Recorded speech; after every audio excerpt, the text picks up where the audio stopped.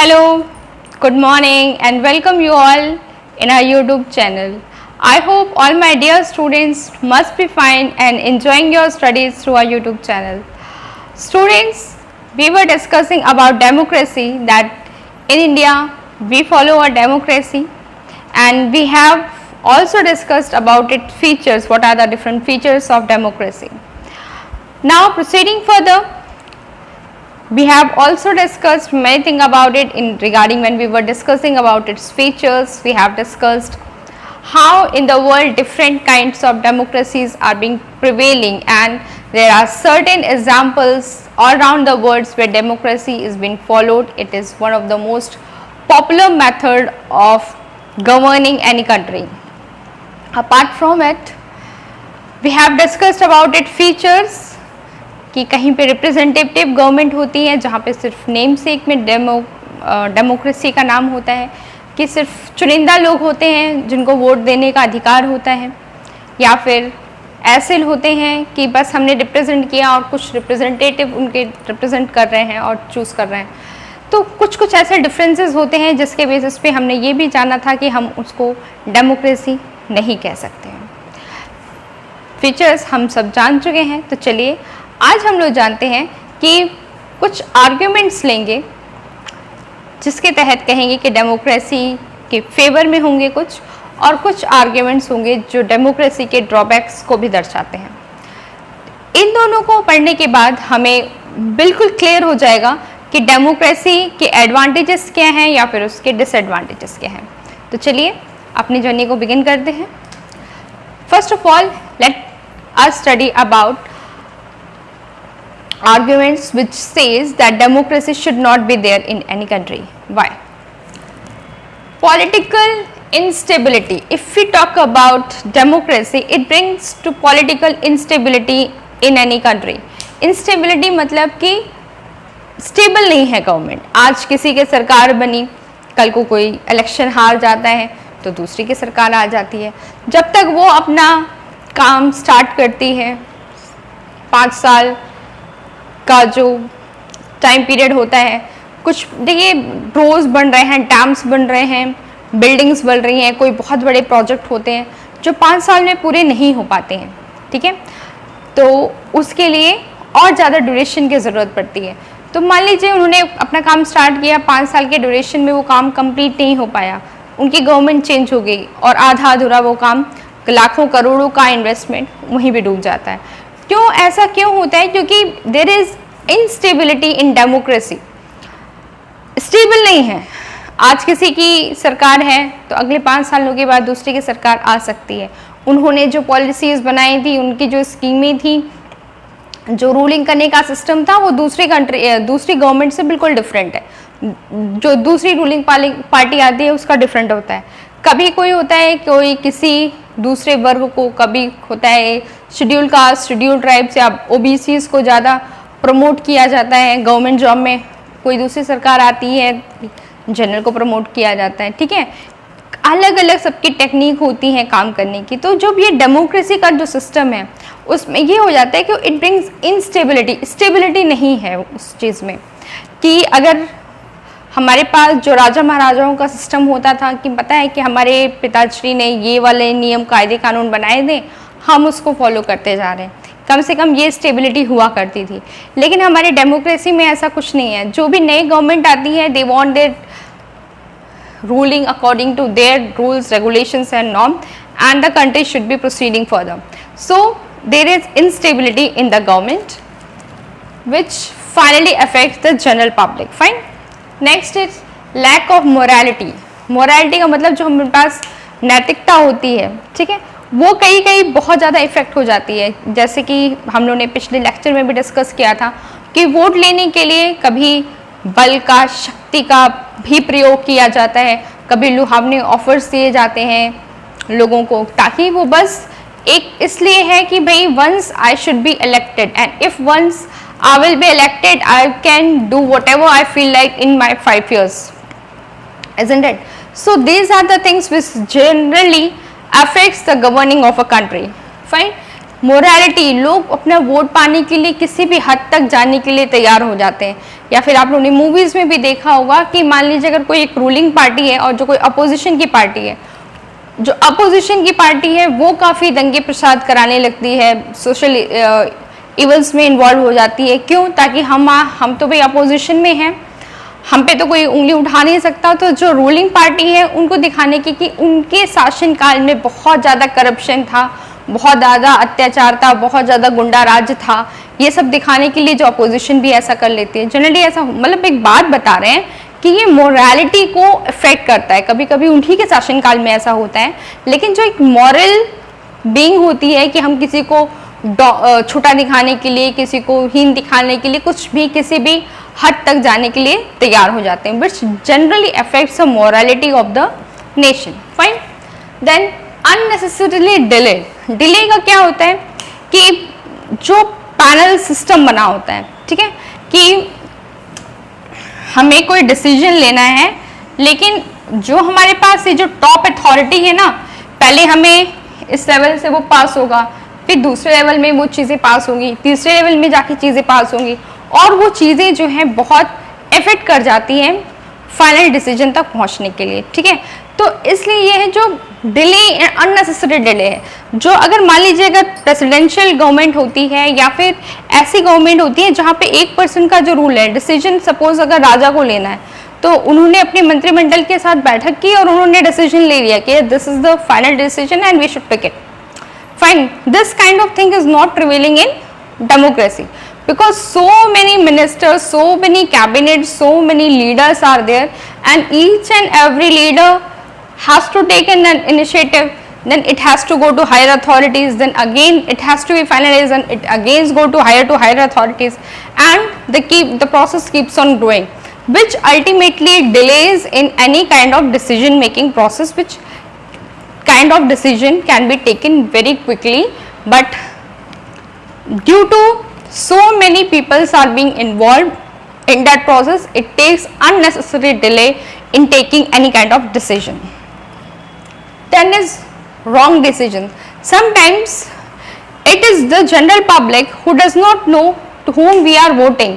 The person to whom we are giving a precious vote, the general public is not aware of it. They don't know about what kind of tasks they can perform, whether they will be working for the welfare of the society or they will be busy in filling their pockets. Fine. So the decision which we are taking to govern it we cannot say that it is the right decision to take upon. ठीक है, कभी कभी हम अपने मत का जो हमें वोटिंग राइट्स मिला होता है उसका हम गलत व्यक्ति को भी वोट दे बैठते हैं, और जो अगर वोट हमने किसी दूसरे व्यक्ति को, ऐसे व्यक्ति को दे दिया जो सही वोट नहीं दे वोट का हकदार नहीं है, तो अगर उनके हाथ में शासन सत्ता चली जाती है तो लाजमी सी की बात है कि वो अपने स्वार्थ के लिए ही काम करते रहेंगे, और आम जनता है वो उनके लुभावने ऑफर्स में आ गई या फिर उनकी बहकावे में आकर उन्होंने वोट दे दिया, और उसके बाद उन्होंने उनके वोट का क्या दुरुपयोग किया अगले 5 सालों के लिए, ये जो डिसीजन है वो कभी कभी गलत भी हो जाता है। ठीक है। Then is corruption. करप्शन बहुत के चांसेस बहुत ज़्यादा है। एक बार एक जो रूलिंग पार्टी आ गई डेमोक्रेसी में कि yes I am the leader now, then next 5 years I have the full right to do whatever I feel like. So they are busy in making their household property, so much of bank balance in different accounts. Their relatives are being enriched by each and every policies. So there are so much of corruption, and the chances of corruptions are much more there in democracy as compared to any other form of government, because so many people are being involved in democracy. हर एक छोटे छोटे पे हमारे India में federal system है कि एक top पे है, टॉप पे के बाद हर चीज़ को हमने छोटे छोटे डिवीजन, पंचायत है, फिर ग्राम पंचायत है, तहसील है, ठीक है, डिस्ट्रिक्ट है, मंडल है, फिर स्टेट है, बहुत सारी चीज़ों पे छोटे छोटे कंट्री के पार्टीशन कर रखे हैं, और उस पर्टिकुलर एरिया का कोई हेड है।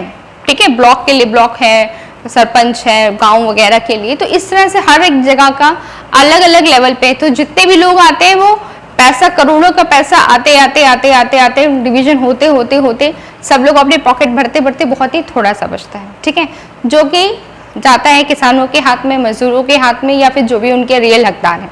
तो ये जो प्रॉब्लम है वो अराइज क्यों होती है? क्योंकि करप्शन है बहुत ज़्यादा, जितने भी लेवल्स हैं उतने लोगों पे तक वो पैसा बचते बचते बचते बचते लास्ट तक पहुंचते वक्त बहुत ही कम रह जाता है।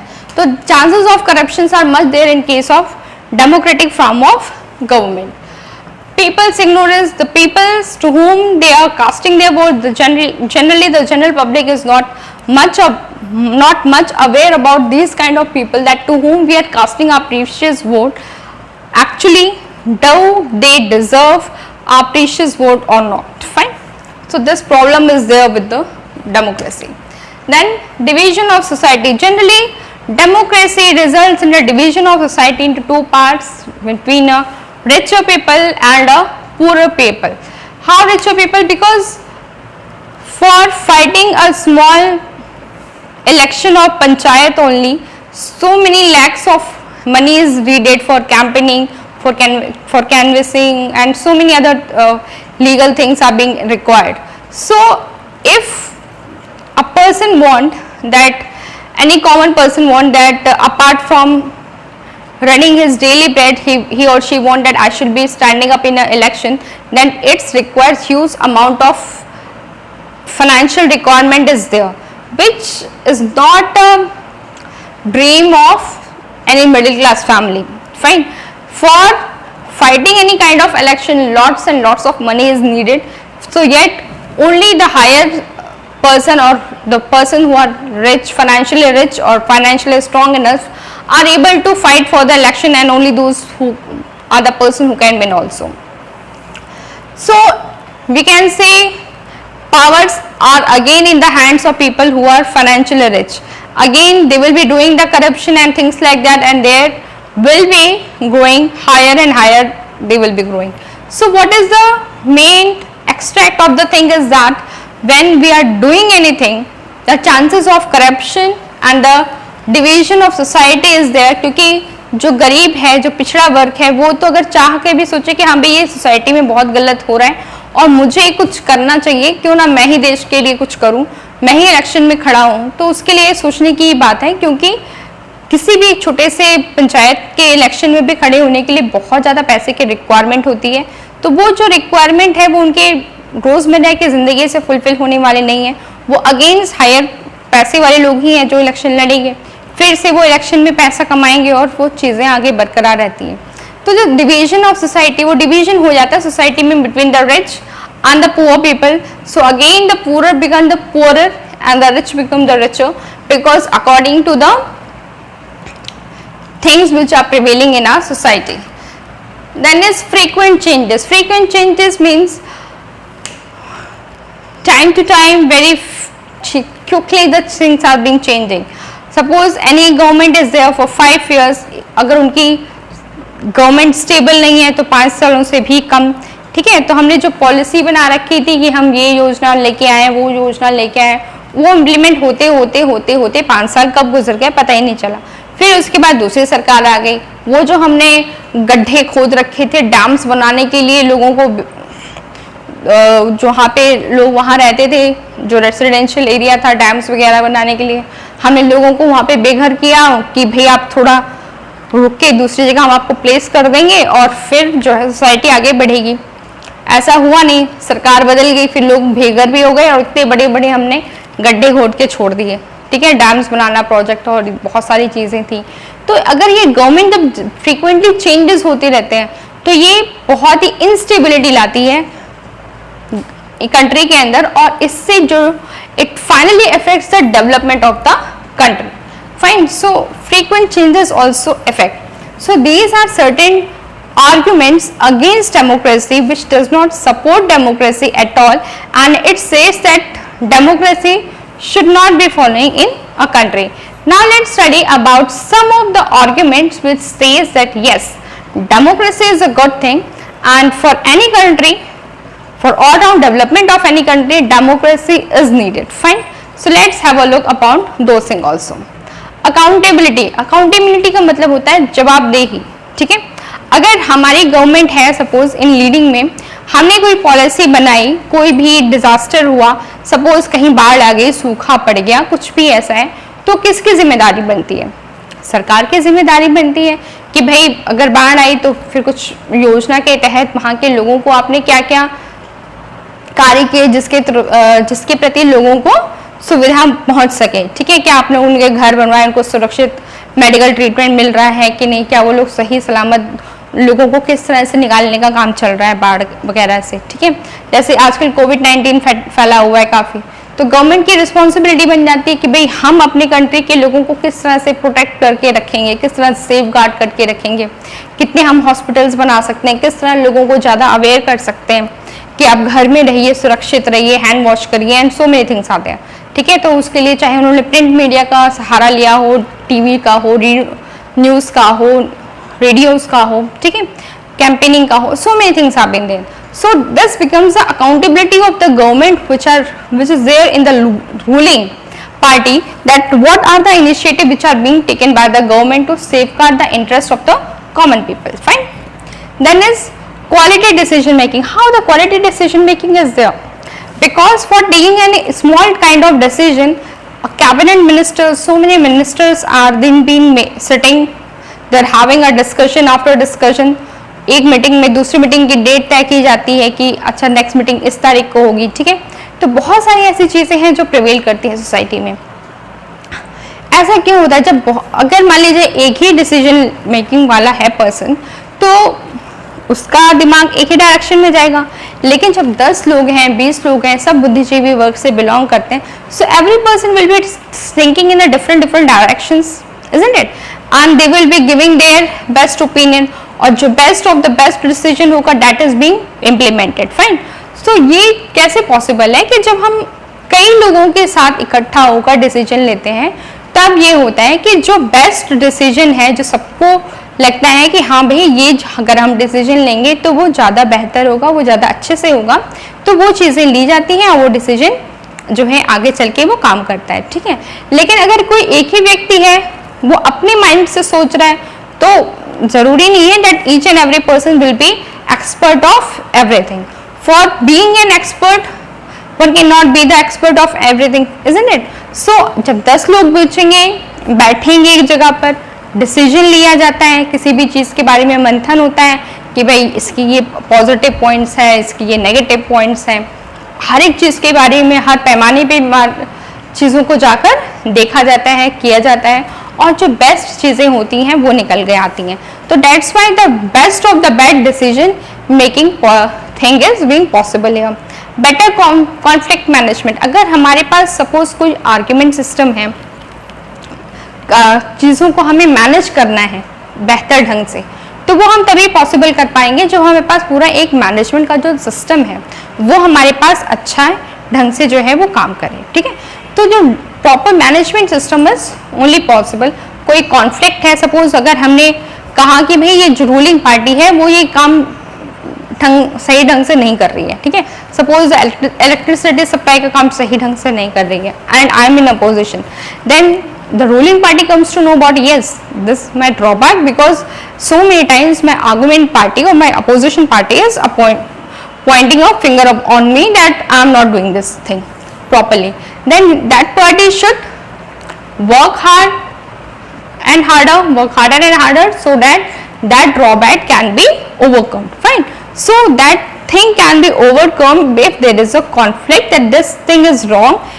Even the wrong thing or the negative thing should be taken in a positive way, and the means and measures should be adopted so that things can be solved. Fine. Then is dignity of citizen. How the dignity of citizen is made? Because if you say that our person who are living below the poverty line are also having the right to vote, and the most richest of the richest person in the society or in the country has also that right to vote, so it gives a dignity, self-respect for the people, that yes, each and every vote is important, each and every voter is important, fine, for winning election or for surviving in the society. So it provides a separate dignity to the citizens that yes, it's very important for casting the vote. Next is provide opportunities for corrective measures. Suppose if I am doing something and somebody points, suppose I am in ruling body and somebody is pointing out me that this policy is not so good, it can be much better, means and measures are there which can be used for betterment of the society. So I have the giving me the opportunities by giving me more ideas that this how the things can be done better by me, fine. So all these are things have been there which taken, but the only thing is that the things should be taken in a positive sense, fine. If opposition or the opposing party is saying or pointing upon the thing upon the ruling party, then the ruling party should take it in a positive sense and take corrective measures for recovering and solving that problem, fine. So these are the certain measures which says about which are in favor and which are against the democracy, fine. So we can say these are some merits or the demerits of favor or against of democracy. I hope this much must be clear to you. Now we will be studying about broader meaning of democracy. Yet we have discussed about its meaning, its features, its some of the arguments which says that democracy is the best thing and some arguments were against democracy. But what does democracy really stand for? Let's see. If we say about a country like India, where yet more than 7.5 million people are living below the poverty line, yet there is a huge gap between a male and a female sex ratio in states like Haryana, where the girls are yet insecure, where a corruption, where a bad thing is happening with a girl of 3 to 4 years old. So we can say it is a democratic country?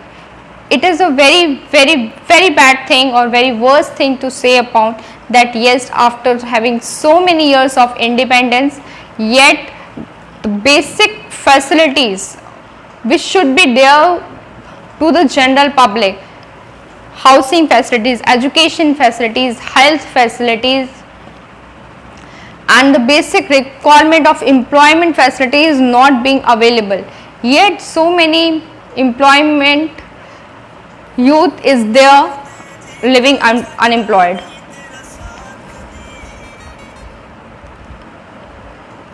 So how these problems can be sorted out?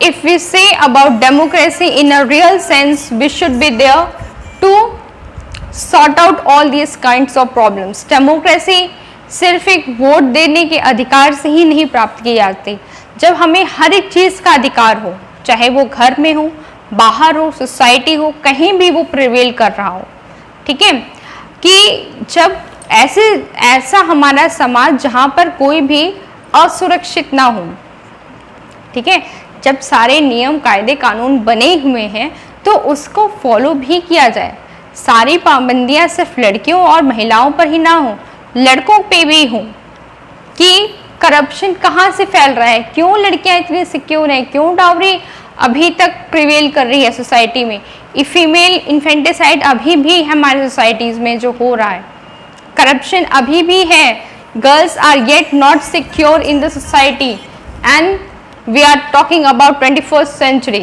Why these Indian girls who are there in this country, they are not able to even survive it, and the girls like in Indra Nooyi is going to abroad and they are doing best of the best things and the whole world is standing in favor of these girls. Why Indra Nooyi has to leave India and go to abroad to showcase her talent? अगर उनको सही माहौल हमारे भारत में ही मिले, अच्छी society मिले, काम करने का जज्बा मिले, तो क्यों इनसिक्योर कोई फील करेगा यहाँ पर। Everyone, no one goes hungry to the bed. अभी तक ना जाने कितने लोग कुपोषण का शिकार हैं, लोगों को 2 वक्त की रोटी भी नसीब जो है वो नहीं हो पा रही है। और हम 21st सेंचुरी की बात कर रहे हैं, हम डेमोक्रेसी की बात कर रहे हैं। तो if we want that we are there in a democratic country, world best and the largest democracy, then we need